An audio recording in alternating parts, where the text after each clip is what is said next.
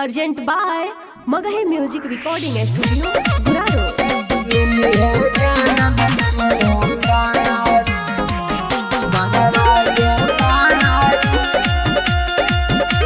Mix by Ajit Yadvansi.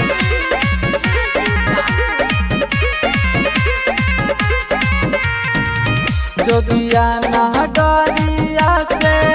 अइलन बारातिया से लेके अइलन डीजे बाजा जोगिया या गुरुआ से अइलन बारातिया से चामा चामा चामा के दू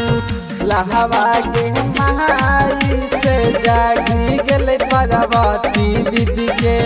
भगिया के माई से मिलिए गेलन सुंदर मुकेंदर बड़वा के माई से मिलिए गेलन सुंदर।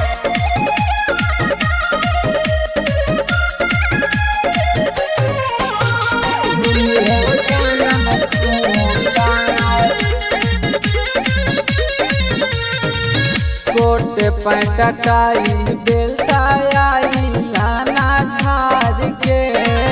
नया सकारा पियो दूल्हा चहाड़ के कोट पैंट टाई बेल्टा आई लाना झाड़ के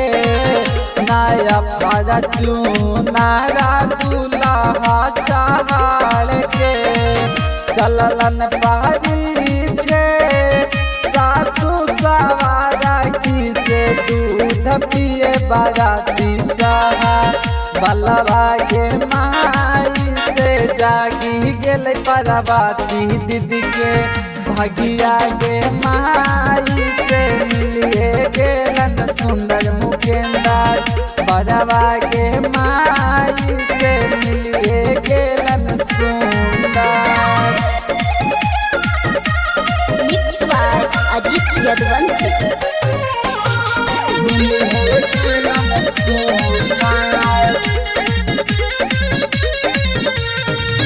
मिला के बाराती सराती डीजे पर कमर हिलाबे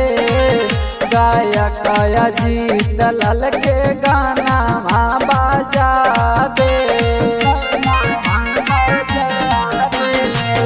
मिला के बाराती सराती डीजे पर कमर हिलाबे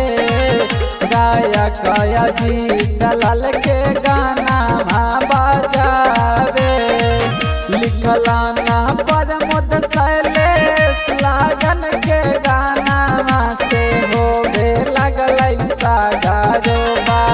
बलवा के माई से जागी गेल पार्वती दीदी के